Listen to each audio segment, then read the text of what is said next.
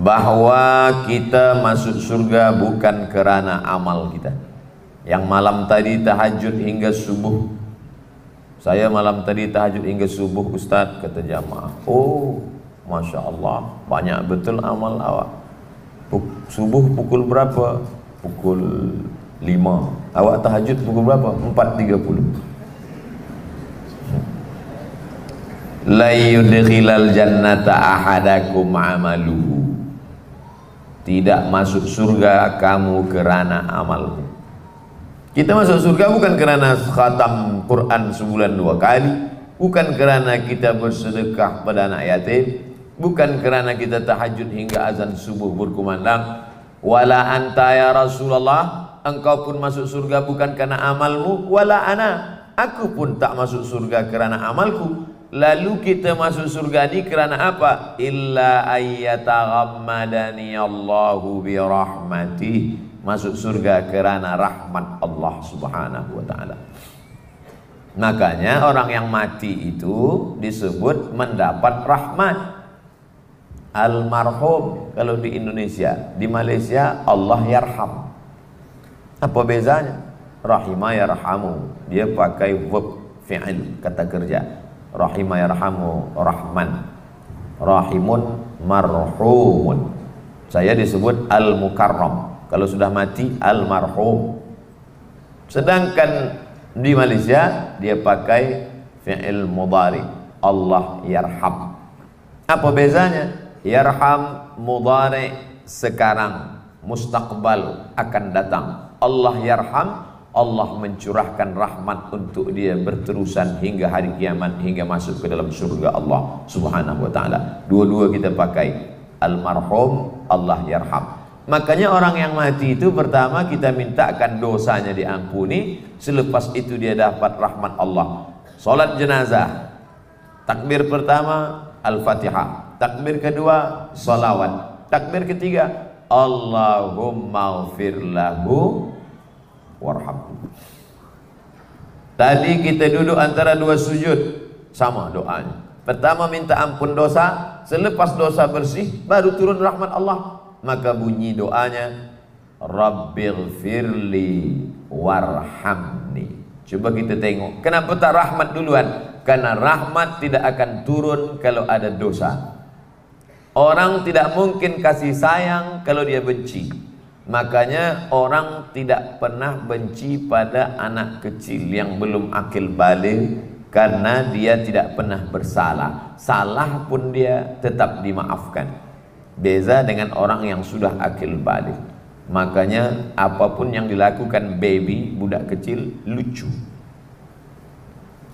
Puan datang menengok anak kecil baru lahir, lalu kemudian ibu budak kecil ini minta gendong. Cuba gendong, dia gendong. Lepas gendong, maaf cakap, budak kecil itu kencing. Ada tak puan yang menjatuhkan dia? Budak ini jahat. Tak ada.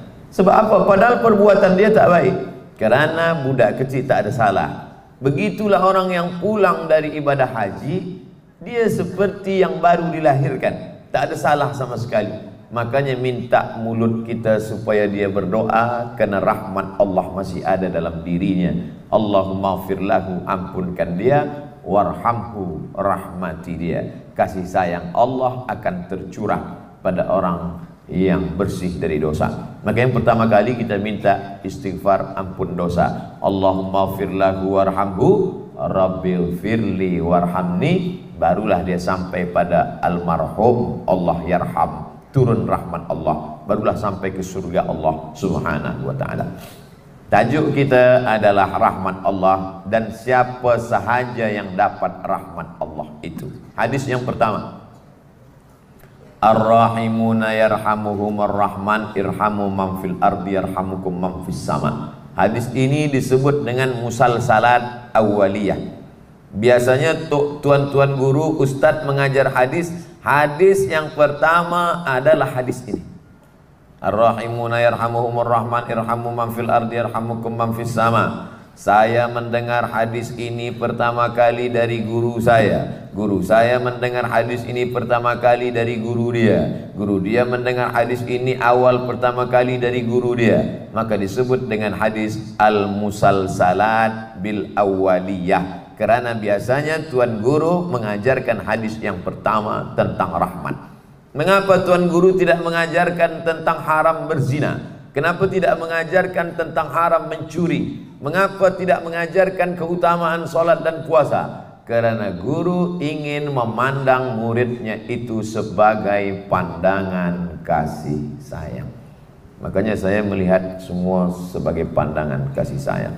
Kalaulah saya tak melihat pandangan dengan kasih sayang, maka kita akan datang dengan membawa marah, hamun, caci maki, sumpah serapah. Kajian hadis yang pertama, Ar-Rahimuna yarhamuhumur Rahman irhamu man fil ardi yarhamkum man fis sama, didengar langsung oleh sahabat Nabi Abdullah bin Amr bin As, anak kandung Amr bin As, dari mulut Sayyidina wa Maulana Muhammad sallallahu alaihi wasallam. Yang pertama mendapatkan rahmat adalah orang yang ada kasih sayang dalam hatinya, ada iba, ada kasih, ada cinta, ada kasih, ada sayang. Bahasa kita tak sampai hati. Sebenarnya saya mengantuk betul tadi dengar tazkirah Ustaz Somad. Dah nak balik dah.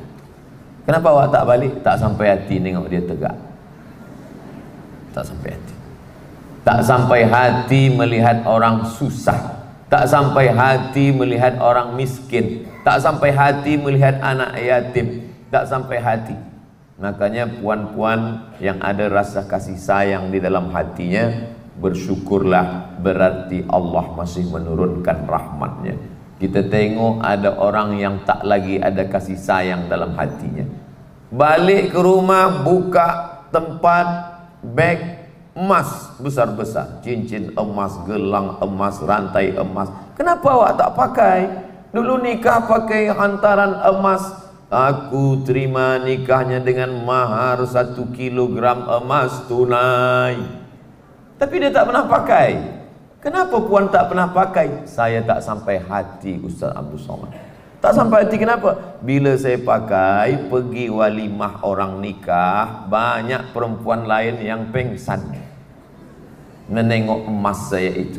Tak sampai hati ada rasa kasih sayang. Begitu juga dengan lelaki.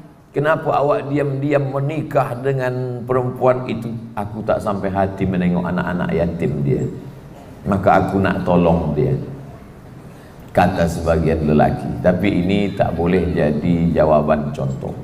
Jangan gara-gara ini balik nanti buat macam yang saya sampaikan. Lepas itu semua puan-puan di Sabah melarang saya tazkirah masuk Sabah lagi. Saya hanya bagi contoh saja bahwa ada rahmah tak sampai hati, kasih sayang dan cinta dalam hati. Saya pernah suatu hari lalu di jalan, masa itu dengan almarhum Ustaz Arifin Ilham, nak bagi tazkirah di Masjid Az-Zikra. Masa saya nak melangkah, dia tarik tangan saya. Awas Ustaz Somad, Ustaz. Saya terkejut, saya sangka ular. Apa Ustaz? Rupa ada iringan semut berjalan. Hah? Apa Ustaz tarik tangan saya? Jangan sampai Ustaz pijak ada semut di bawah. Oh, ada kasih sayang dalam hati dia. Seorang soleh bernama Ibrahim bin Adham membeli kurma. Lepas dia beli kurma, dia bawa balik ke rumah. Sampai di rumah, dia nak makan kurma, dia tutup balik kurma, dia pergi ke pasar tempat dia beli tadi, dia letakkan balik. Maka keluarga dia bertanya, kenapa awak balik ke tadi? Kata dia, jauh dari keluarga itu menyakitkan. Apa hubungan kurma dengan jauh dari keluarga menyakitkan? Sampai di rumah dia buka kurma, dalam kurma itu ada semut. Semut ni jauh, udah bayangkan istri dia menangis di rumah. Anak dia. Adakah kita pernah memikirkan semut? Ibrahim bin Adham. Itu kan orang dulu Ustaz. Orang sekarang mana ada memikirkan semut? Saat membuat minuman, Rupanya ada satu semut yang masuk ke dalam. Semut tadi kepanasan berjalan di tepi cawan. Kalau engkau ambil semut itu, engkau letakkan ke tepi, sesungguhnya masih ada rahmat kasih sayang dalam hati. Pesan siapa itu? Pesan ulama yang baru saja meninggal di Makkah Al-Mukarramah musim haji lepas, almarhum Kiai Haji Maimun Zubair, Mbah Mun kata orang Jawa. Saat engkau angkat semut dari tepi air minummu, engkau letakkan ke tepi jalan, saat itu engkau sedang ada rahmah dalam hati. Orang sekarang tak macam tu. Dia tengok ada semut berenang-renang, ada celupkan. Nah, kau bagi tahu kawan lain jangan datang lagi ya. Allah Subhanahu wa taala mencabut rahmat dari dalam hati, maka orang itu menjadi la'anan mula'ana, orang yang suka melaknat dan terlaknat. Apa makna laknat? Ba'idun anir rahmah. Orang yang ada kasih sayang namanya rahim. Orang yang tak ada kasih sayang namanya la'an. Sudahlah la'an, mula'an. Ba'idun anir rahmah, jauh dari rahmat kasih sayang Allah Subhanahu wa taala. Oleh sebab itu, bila tuan-puan sampai hari ini masih lagi ada iba, tak sampai hati kasih sayang menengok orang lain, maka sebenarnya dalam ibadah-ibadah kita itu menanamkan kasih sayang. Tak makan dari azan subuh ke azan maghrib. Kenapa tak makan dari azan subuh sampai ke azan maghrib? Banyak orang sekarang salah jawab. Kenapa puan tak makan dari azan subuh ke azan maghrib? Nak diet. Bukan. Menanamkan rasa kasih sayang. Beginilah rasanya lapar, fakir dan miskin. Bila lapar sampai ke ulu hati, maka ringan tangan berbagi, infak, wakaf, zakat dan sedekah. Makanya ada orang yang tahan mendengar tazkirah, 2 jam tahan dengan tazkirah. Banyak orang tahan langkahkan kaki nak pergi ke surau solat berjamaah, tapi manakala berbagi, sedekah, infak, disitulah. Saya Ustaz Abdul Somad bila dengar tazkirah Ustaz, insya Allah tahan saya. Tapi kalaulah sedekah ini memang sakit jantung saya. Dicabut Allah SWT rahmah dari dalam hati. Makanya idza mata, kalau mati saudaramu, disuruh iringkan dia sampai ke liang lahat.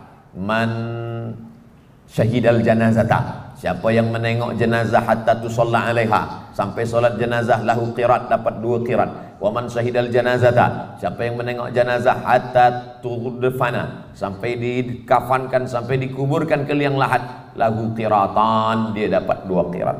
Sahabat bertanya, wa mal qiratan ya Rasulullah, apa 2 qirat itu ya Rasulullah? Rasul menjawab, mithlul jabalainil azimaini, seperti 2 bukit Uhud yang besar.